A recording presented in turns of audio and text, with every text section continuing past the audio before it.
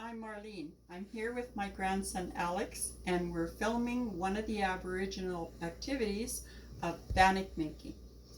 And the ingredients that you're going to need are 3 wet, which is oil, milk, and water, and 4 dry, which is flour, salt, sugar, and baking powder. You need a mixing bowl and a spoon and a measuring cup and a pan to put your bannock in. You preset your oven at 350. So we start with approximately 2 cups of flour, which we put into my bannock making bowl. And then we put in, excuse me for a minute,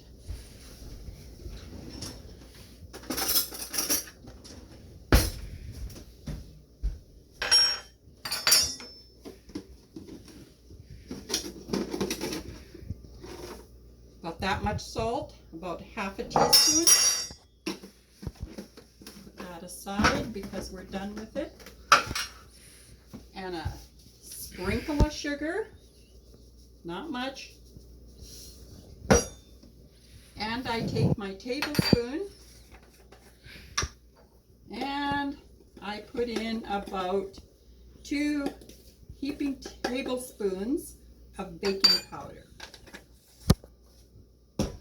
Then I mix it all up, and then in the middle I make a well by pushing the flour to the sides. Then you fill the well with a little bit of milk, a little bit of oil,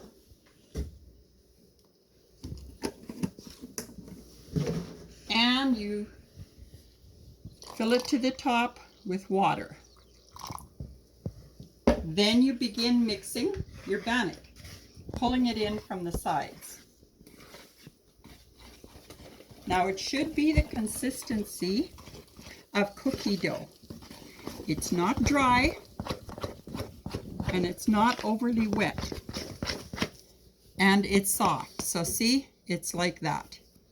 And you'll feel it when it's all mixed, right? Then you start putting in flour a little at a time. I'm going to say this is going to take about an extra cup. And you get it so that you pull the mixture away from the side of the mixing bowl. And it's really nice and soft, and the dough doesn't stick to your fingers anymore. Sprinkle the table. Dump out the ingredients. Get all the good stuff off the spoon too.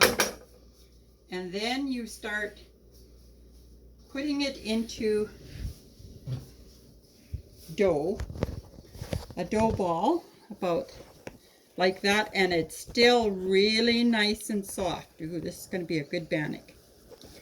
And it's not wet anymore. Any place that's a bit damp, just roll it in the flour. And then you take it like this, you divide it in 2, and you put the ends that you just split in dough, and then you bring it around like this, knead it, K-N-E-A-D, into a ball, and then you use the flour to bring it around like that into a nice little ball, and then you use your knuckles. And Alex, if you want to get me a fork too.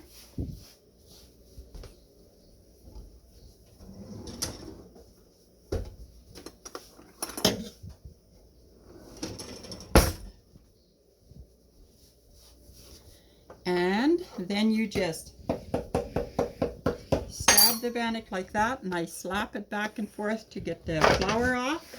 Go to my next one, and I turn it into a dough ball like that, kind of by doing that. Knead it again, flip it, knead it like that, and then you just circular it like this, knead it again,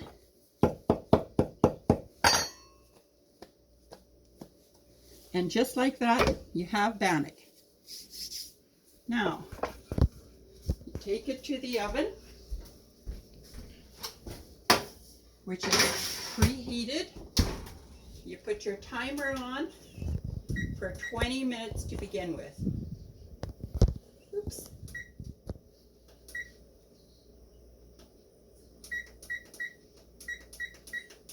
Because you don't want to overcook it. And then you start it. And in 20 minutes, we'll have some nice fresh bannock. Right, Alex? Thank you. All right, so the buzzer has gone off, and I did add an extra 3 minutes to it. And I took out the bannock a second ago, one of them. So here's the bannock. You can see it's nice and brown underneath and nice and hot.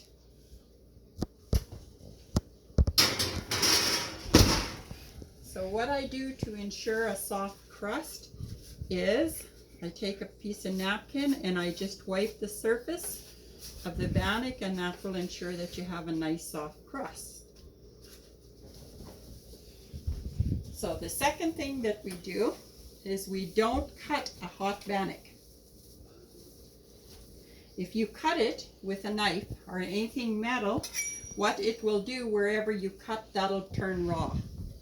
So what we do, if you're a true bannock eater, is you break it. If you have tough enough hands, you can do it with your hands, and you can see that the dough is nice and fluffy. Ow. And from that, you can eat it. Ow, ow, ow, ow.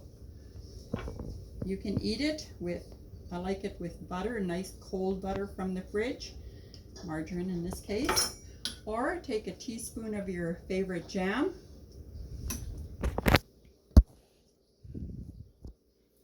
And you can also use, you see I have an array here. This is choke cherry jam, this is raspberry fruit, peanut butter, cheese whiz, and an apple butter. So let's check this out. Mmm, nice and soft and fluffy. Mmm. Now, Alex, do you have something to say about your mother's recipe?